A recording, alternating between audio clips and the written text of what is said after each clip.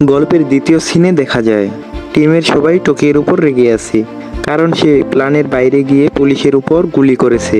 ট্রেনিংয়ের 5 মাসে টোকিও ও রিওর মধ্যে প্রেম শুরু হয়েছে, তাই রিওর গুলি লাগায় টোকিও রেগে গিয়ে পুলিশের উপর গুলি করে। কিন্তু টোকিও প্রেমের বিষয়টা স্বীকার করে না, কারণ প্রফেসরের কড়া নির্দেশ ছিল যে টিম মেম্বারদের মধ্যে কেউ কারো সাথে প্রেম করতে পারবে না, এতে করে প্ল্যান নষ্ট হয়ে যাবে।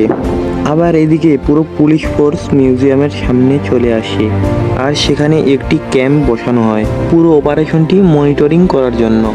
এর মধ্যে এই সফটে এসে পৌঁছায়। এই অপারেশনের ইনচার্জ হিসেবে রেকুয়েল ও তার সহযোগী এঞ্জেলকে রাখা হয়।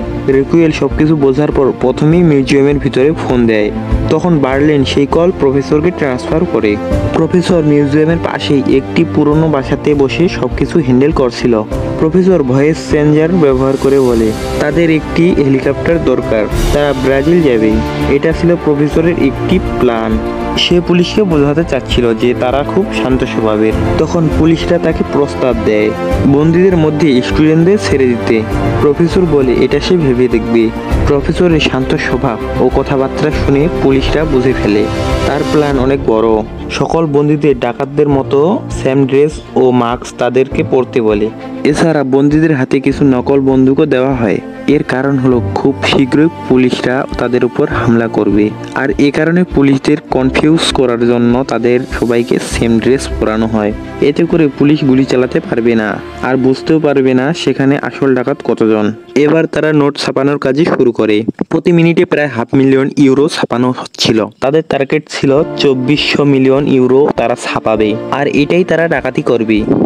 এখানে আগে থেকে যে ইউরো রিজার্ভ ছিল তারা সাধারণ জনগণের, আর প্রফেসর সাধারণ মানুষের কোনো ক্ষতি করতে চায় না। আর এই জন্যই প্রথম এপিসোডে তারা পুলিশদের সাথে পালানোর অভিনয় করেছিল, যাতে করে তারা ভিতরে টাকা ছাপানোর সময় পায়। এদিকে বাইরে অপারেশন ইনচার্জ রিকুয়েল জাইট ফ্রেশের জন্য পাশের একটি কফি শপে যায়। সেখানে তার মাকে ফোন করতে গেলে দেখে চার্জ না থাকায় তার ফোন বন্ধ হয়ে গেছে। তখন পেছন থেকে প্রফেসর তাকে বলে আপনি সম্ভবত টেনশনে আছেন, নো প্রবলেম, আমার ফোনটি নিতে পারেন। রিকুয়েল তো জানতো না এই সেই মাস্টার মাইন্ড যার কারণে এসব ঘটছে। তাছাড়া প্রফেসরের লুক ও অ্যাটিটিউড এতটাই নর্মাল ছিল যে তাকে সন্দেহ করার কোনো কারণই ছিল না। যাই হোক, রিকুয়েল প্রফেসরের ফোন দিয়ে তার মায়ের সাথে কথা বলতে থাকে, আর এখানে এপিসোড 2 শেষ হয়। সো বন্ধুরা, অতি শীঘ্রই এপিসোড 3 পেতে চ্যানেলটি সাবস্ক্রাইব করে সাথে থাকুন।